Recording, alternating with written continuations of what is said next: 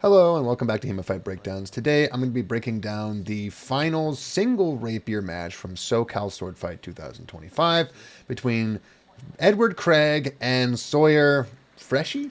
I'm taking a guess at that one. HEMA rating guy, take a note. Put a pronunciation guide behind the top 25 people's names. It's really something I'd appreciate. After that, this was a really good match, obviously in single rapier, and it features two people that we haven't actually seen up till now, because up till now, it's been nothing but Anton Obritsky and Rob Childs and occasionally Miro Latella. So we have some new people here to take a look at, get used to their fencing styles, and for a lot of people, probably one of my first breakdowns of a single rapier high-level event, which means that we get to talk about some of the ins and outs of that format, what's different, what's similar between that and rapier and dagger, and hopefully draw some funny lines along the way. So for our first exchange, we have a lot of things to pay attention to first, and mostly what we have to look at here is the execution of the final technique, the leg snipe.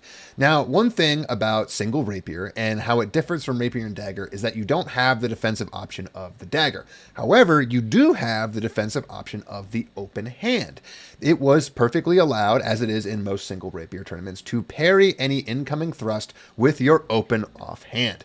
And that really informs a lot of the game plan in the world of single rapier, because that option presents a lot of defensive capability that normally isn't there in something like Olympic fencing, where you're not allowed to slap the blade with your open hand. As a result, there are certain aspects of single rapier fighting that some people do like and some people don't like, but definitely comes out as a direct result of that offhand parry being available, and that is cuts specifically to the extremities, namely the arm and the leg. The reason for this is simple. If, just like in rapier and dagger, you know that someone is going to use one of their arms to primarily defend and the other to attack, one of the ways in which you're going to try to choose your targets is to pick things that are available that are not only A, easy to hit, but B, unable to be defended by that offhand. So in this first exchange, there is a leg snipe. And one thing you'll notice right off when you see that leg snipe come is that there's absolutely no way to parry it with the offhand. One, it is a cut. You can't just slap a cut out of the air. That would be throwing your hand onto a cut, and it would still result in your opponent getting points and obviously cutting your hand. And two, it's going towards the lead leg, which in a single rapier style format, people are going to be a lot more in line with their feet and with their bodies and with their shoulders, which means that their lead knee is going to be about as far as their lead hand. And since in rapier, you're going to have this really nice complex hilt covering your lead hand, the lead knee becomes an ideal target. Now, I mentioned earlier that some people don't like this, and the reason, of course, is that in many cases, people really want rapier overall to be a thrust-centric game. Now, of course, in this rule set, there was a big advantage to anyone who lands thrust in that they were 3 points as opposed to 1 point.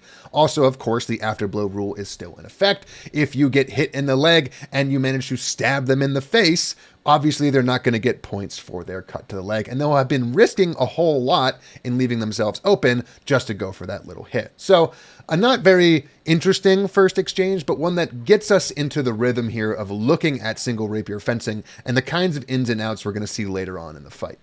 Now, our second exchange is a much better and more common demonstration of single rapier fencing. Namely, we get that almost rapier-dagger-esque exchange.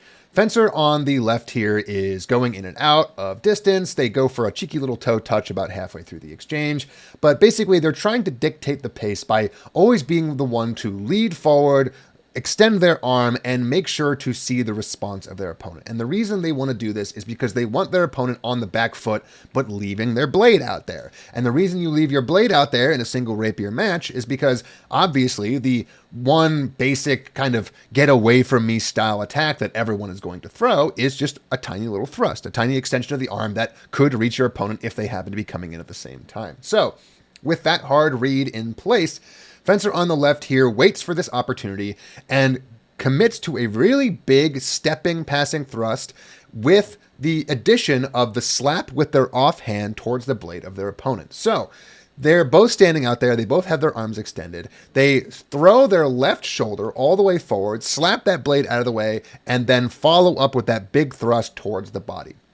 Unfortunately, their opponent, and fencer who was on the right and is now on the left because the camera changed angle, was very much aware of what was going on, let their blade kind of get slapped out of the way temporarily, only to then capitalize on the overextended lunge of their opponent, slapping their blade out of the way in turn, and returning a thrust to the body, which was unable to be parried by the hand because it just had a little bit of a timing advantage. When you are very well extended into a thrust, you are really committing to a win or lose style scenario. When you lunge that deep, no matter how fast or effective you might be in the lunge or in the lunged position, you are still going to be slower to recover than the person who has simply taken a simple step backwards. And that's exactly what we see happen here. That big extended lunge was covered in the sense that he had managed to slap his opponent's blade out of the way, but after his attack was in turn slapped out of the way, he found himself in a position where he could not adequately recover, he couldn't get up onto his feet fast enough, and he had to eat that shot straight to the chest.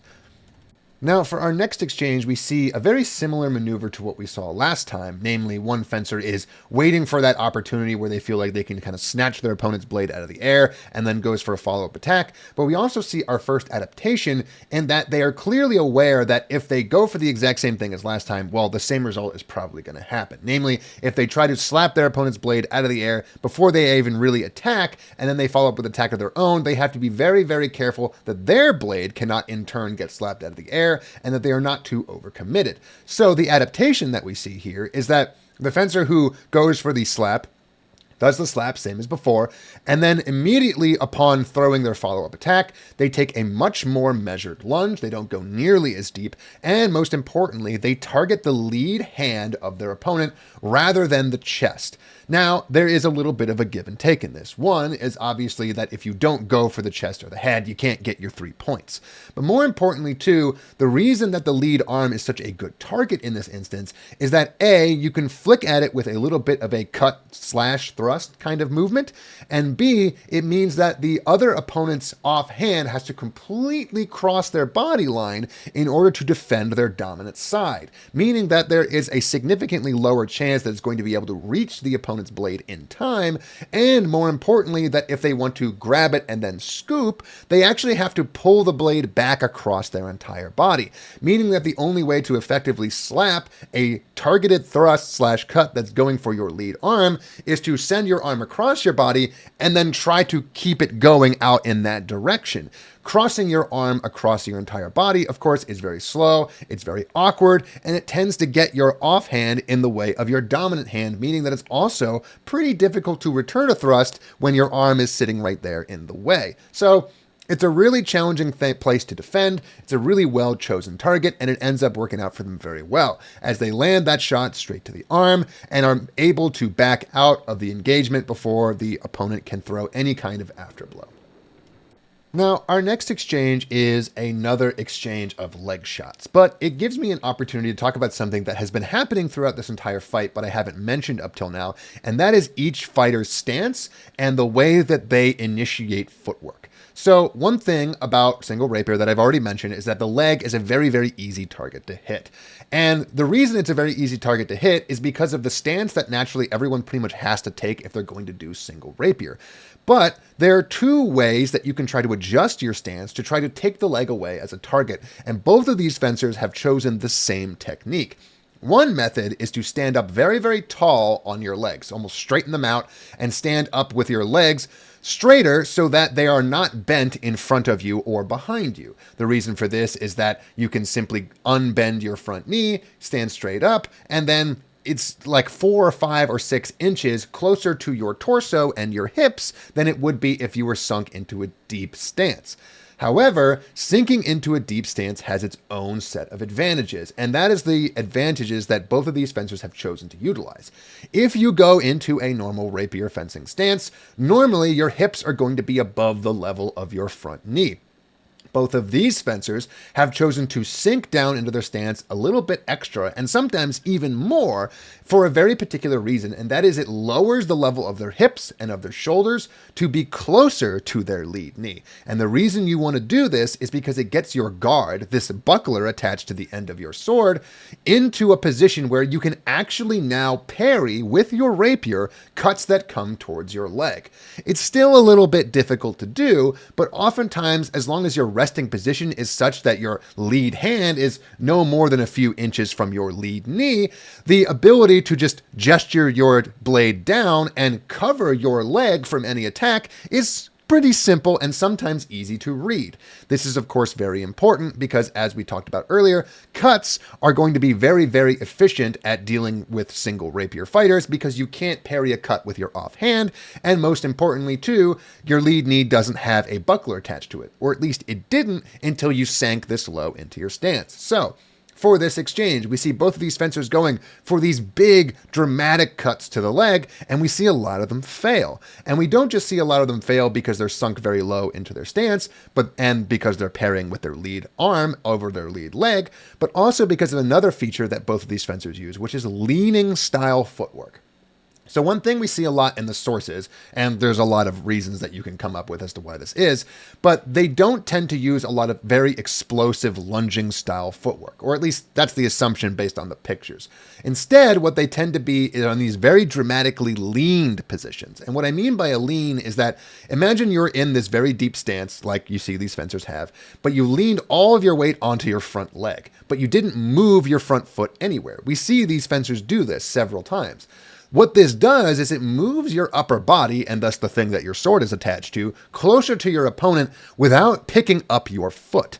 And the pro to this is that oftentimes you can disguise your footwork as not being all that aggressive, despite the fact that you have actually moved your body 6, 7, 8 inches forward, and thus are now in range to theoretically hit your opponent. Similarly, another pro is that it takes just as little time to move and roll forward as it does to roll backwards, meaning that sometimes you can kind of lean forward, get into range, land a hit on your target, and then lean back, get completely out of range, and be in a situation where you're completely safe. So it's a really good idea to do.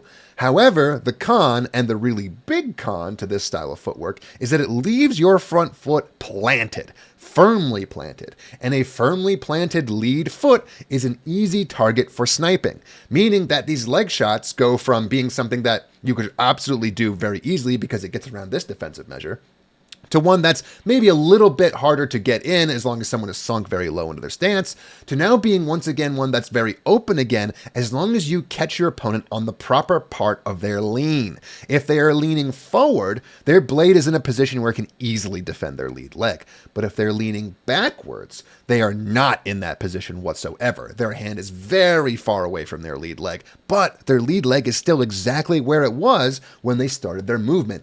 Easy pickings, and that's exactly what we see happen in this exchange. Sorry for the long explanation here, but the basics of it are a little bit more complex than maybe first meets the eye. So for our next exchange, we have another interesting little interaction that is pretty unique to single rapier, specifically when you include the offhand slappies. And the idea with this one is that there is a little bit of a give and take to having your hand in a particular position to be used as a defensive tool. Now, one thing I talked about before is that when you're fencing single rapier, or really any single-handed weapon, there is a very good reason to keep your entire body kind of in one line behind your dominant arm. And the reason for that is that A, it gives you your dominant lead arm a huge amount of extra distance forward. It also means that it pulls all of your non-dominant side back almost to the point where it now becomes a non-viable target. You can effectively turn yourself into a two-dimensional object depending on how far you pull your left or non-dominant shoulder back. And we can see here, fencer on the left, who's actually on the right during the beginning, the camera angle changes again. We can see them fencing very much behind their lead arm. The fencer on the right, at the end of the exchange, is actually keeping their left shoulder pretty far forward into measure and thus opening it up as a target, but for the benefit of having their hand always in this couched position, repped and ready to go to throw out that defensive slap. And during this interaction at the very end, we can see the pros and cons of these decisions play out a little bit. The fencer on the left, again at the end of the exchange, sees his opponent coming forward and simply throws out a big inline thrust straight to their dominant side. And it looks like it just barely skims off the top of the trap muscle there. But at the exact same time that this is happening, the reason that it mostly misses is because the other fencer, who has their left arm up here, tries to slap it up and away over the top of their head. Something that they don't quite get the full extent of, because obviously it did make some little bit of blade contact, just maybe not enough contact to be called a thrust. So they only barely saved themselves. However, the other problem here is that the only reason that target was available to get hit is because their arm was so far forward in the first place so that they could use their hand to slap. So it's a little bit of a give and take here, where if you aim for that non-dominant shoulder, you can sometimes get on the inside of somebody's slap game and end up forcing them to basically shove a blade directly into a shoulder that under normal circumstances wouldn't even be available to hit. At the exact same time, we see here that the fencer on the left, again during the final bit of the exchange, throws that single inline thrust and manages to defend most of their body simply by keeping it behind the bell guard of their rapier. This is, again, another methodology of keeping your big target safe. The problem is that it's really, really good at protecting everything in this upper area. It's not so great at protecting everything in that lower area, and that is exactly where that fencer does get stabbed. Again, in a rather passe looking thrust, but I think at the end of the day, if you're going to call this a thrust for both people, you're either going to call it for both or you're going to call it for neither.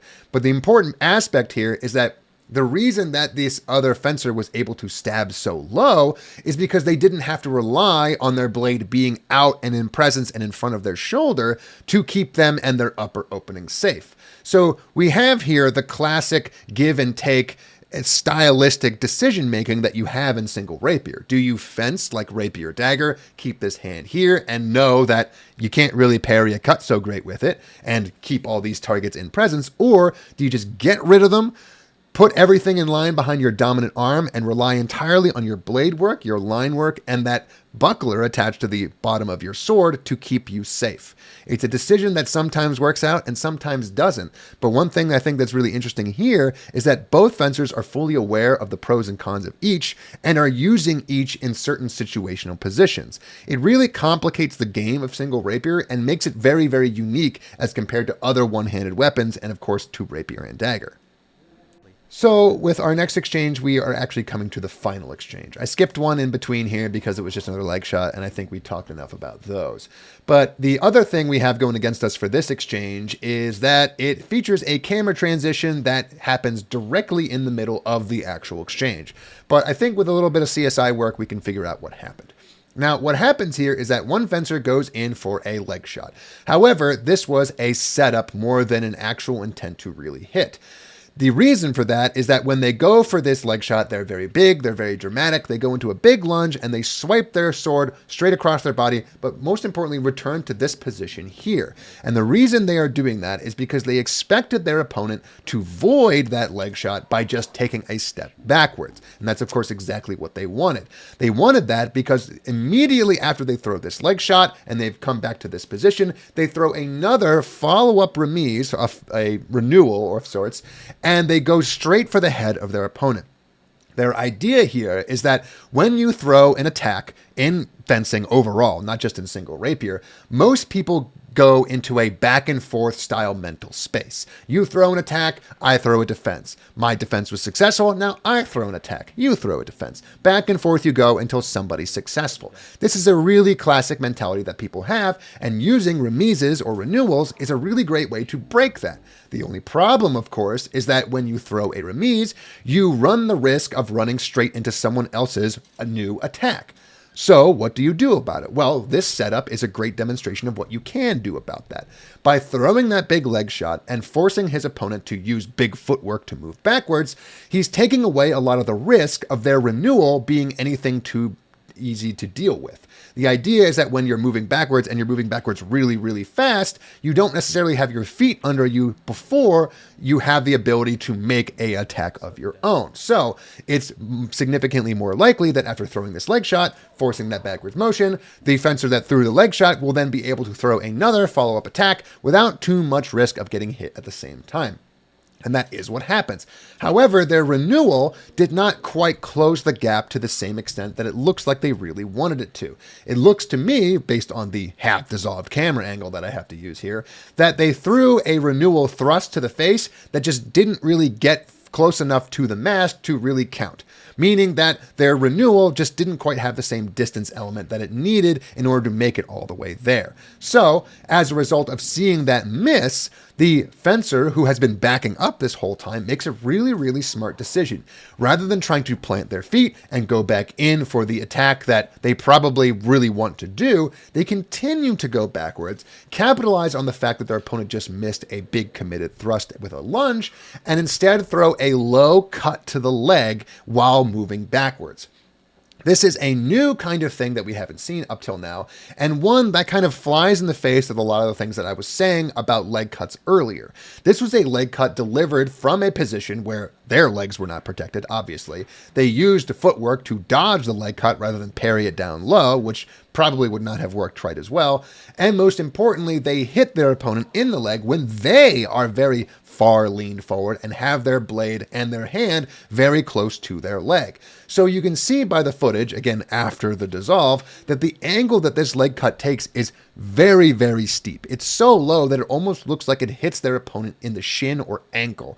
And this just goes to show you that in a lot of ways, some of the basics of fencing are universal regardless of the weapon. Any single time you can throw a sneaky little shot to an extremity while moving backwards is a great time to throw a sneaky little shot. Because at the end of the day, these sneaky little shots are the absolute hardest things to parry in the world. And as long as you can make sure that you're not going to get hit at the same time, you got a shot that even if you miss, even if you don't make it, you have gotten a reaction out of your opponent. You've put them in a risky position where they could get hit and they could not hit you, but you could hit and could not get hit back. It's the ideal scenario that you want to be in, but it sometimes takes that little bit of finagling in order to recognize which aspects of your opponent's guard or stance or position are actually vulnerable versus what you might have been trying to set up this whole time. At the end of the day, the fencer who initiated the leg cut with the first action didn't do anything wrong so much as just misjudge the distance and not quite understand that their opponent wasn't playing the same kind of footwork game that they were. They had no problem running backwards and just throwing something out there. And that kind of assumption, while natural and perfectly normal, is the one that got them into the position that resulted in them getting cut in the leg and getting no points. So that's the final exchange. That's not the end of the fight. There are two more fights after this, but this one I thought was probably the best for getting to know and understand single rapier fencing. The other ones feature many of the same kinds of techniques and similar kinds of adaptations, and hopefully people really like this single rapier review and watch it so that I have reason to look at more weapons in the future. So if you want to see more stuff like that, I will be around next week, and I hope to see you then.